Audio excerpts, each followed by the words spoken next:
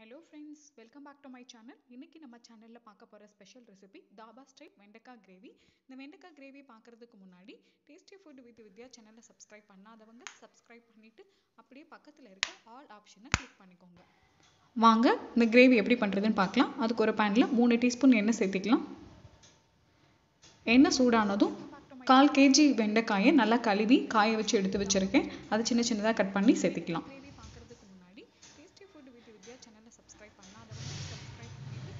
வெண்டைக்காயோட colour change ஆகிற வரைக்கும் நல்லா வதக்கிட்டு அது வேற ஒரு பாத்திரத்துக்கு ட்ரான்ஸ்ஃபர் பண்ணிடலாம். இப்போ அதே பேனில் 2 டீஸ்பூன் எண்ணெய் சேர்த்துட்டு எண்ணெய் சூடானதும் 1 டீஸ்பூன் கடுகு, hello friends welcome back to my channel. இன்னைக்கு நம்ம சேனல் 1/2 டீஸ்பூன் ஜீரகம், தாபா ஸ்டைல் வெண்டைக்காய் கிரேவி. இந்த வெண்டைக்காய் கிரேவி பார்க்கறதுக்கு முன்னாடி டேஸ்டி ஃபுட் கடுகு ஜீரகம் நல்லா பொரிஞ்சதும் ஒரு பெரிய வெங்காயத்தை சின்ன சின்னதாக கட் பண்ணி வச்சுருக்கேன், அதை சேர்த்துக்கலாம். எப்போவும் வெண்டைக்காயை வச்சு ஒரே மாதிரி டிஷ் பண்ணாமல் இந்த மாதிரி ஒரு வாட்டி ட்ரை பண்ணி பாருங்கள், எல்லாருக்குமே ரொம்ப பிடிக்கும். மை சேனல் இன்னைக்கு நம்ம சேனல்ல பார்க்க போற ஸ்பெஷல் ரெசிபி கொஞ்சமா கறிவேப்பிலை சேர்த்துக்கலாம். இந்த வெண்டைக்காய் கிரேவி பார்க்கிறதுக்கு முன்னாடி டேஸ்டி ஃபுட் வித் வித்யா சேனலை சப்ஸ்கிரைப் பண்ணாதவங்க சப்ஸ்கிரைப் பண்ணிட்டு அப்படியே பக்கத்துல இருக்க ஆல் ஆப்ஷனை கிளிக் பண்ணிக்கோங்க. வெங்காயத்தோட கலர் சேஞ்ச் ஆனதும் ஒரு பெரிய தக்காளியை சின்ன சின்னதாக கட் பண்ணி வச்சிருக்கேன், அதை சேர்த்துக்கலாம். வழக்கமாக நம்ம வெண்டைக்காயை வச்சு குழம்பு பொரியல் தான் பண்ணுவோம். இந்த மெத்தடில் ட்ரை பண்ணி பாருங்க, ரொம்ப சூப்பராக இருக்கும். கொஞ்சமாக உப்பு சேர்த்துக்கலாம்.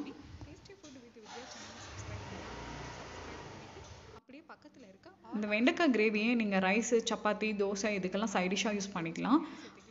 குழம்பே இல்லாமல் அப்படியே கிரேவியை பிசைஞ்சு சாப்பிட்டா கூட ரைஸுக்கு ரொம்ப நல்லாயிருக்கும். 1/4 டீஸ்பூன் மஞ்சள் சேர்த்துக்கலாம். 1 டீஸ்பூன் மிளகாய் தூள், 1/2 டீஸ்பூன் கரம் மசாலா, 1 டீஸ்பூன் மல்லித்தூள், 1/2 டீஸ்பூன் காஷ்மீரி சில்லி பவுடர். காரம் கொஞ்சம் அதிகமாக வேணும் அப்படின்னு நினைக்கிறவங்க 1/2 டீஸ்பூன் மிளகாய்த்தூள் சேர்த்துக்கோங்க, கரெக்டாக இருக்கும். இப்போ கொஞ்சமாக தண்ணி சேர்த்துக்கலாம். வெண்டைக்காய் கிரேவிலாம் புளி சேர்க்கறதுக்கு பதிலாக நான் வேற ஒரு இன்க்ரீடியன்ட் சேர்த்துருக்கேன். வீடியோவை கடைசி வரைக்கும் பாருங்கள், அப்போ தான் அது என்ன இன்க்ரீடியன்ட் அப்படின்னு தெரியும். ஆல் ஆப்ஷனை கிளிக் பண்ணிக்கோங்க. வதக்கி வச்சு வெண்டைக்காயை சேர்த்துக்கலாம். 3 டேபிள் ஸ்பூன் எண்ணெய் சேர்த்துக்கலாம். Hello friends welcome back to my channel. இன்னைக்கு நம்ம சேனலில் பார்க்க போகிற ஸ்பெஷல் நல்லா வதக்கிட்டு வெண்டைக்காய் வேகிறதுக்கு தேவையான அளவு தண்ணி ஊற்றிக்கலாம். ஃபுட் வித் வித்யா சேனலை சப்ஸ்கிரைப் பண்ணாதவங்க சப்ஸ்கிரைப் பண்ணிட்டு அப்படியே பக்கத்தில் இருக்க ஆல் ஆப்ஷனை கிளிக் பண்ணிக்கோங்க. ஒரு பேனில் 3 டேபிள் ஸ்பூன் எண்ணெய் சேர்த்துக்கலாம்.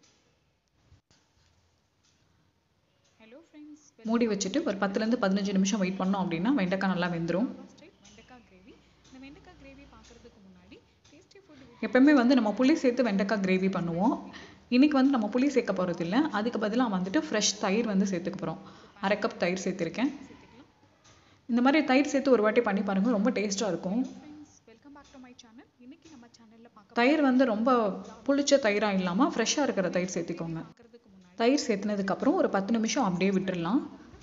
இப்போ தயிரில் இருக்க தண்ணி எடுத்துட்டு அதுலேயும் நல்லா வெந்துடும். இப்போ பார்த்தீங்கன்னா கிரேவி கன்சிஸ்டன்சியில் வந்துருச்சு. அவ்வளோதான், சூப்பரான வெண்டைக்காய் கிரேவி ரெடி ஆகிடுச்சு. இந்த ரெசிபியை ட்ரை பண்ணி பார்த்துட்டு எப்படி இருந்துச்சு அப்படிங்கிறத என்னோட கமெண்ட்டில் ஷேர் பண்ணுங்கள். தேங்க்யூ ஃபார் வாட்சிங். Bye bye.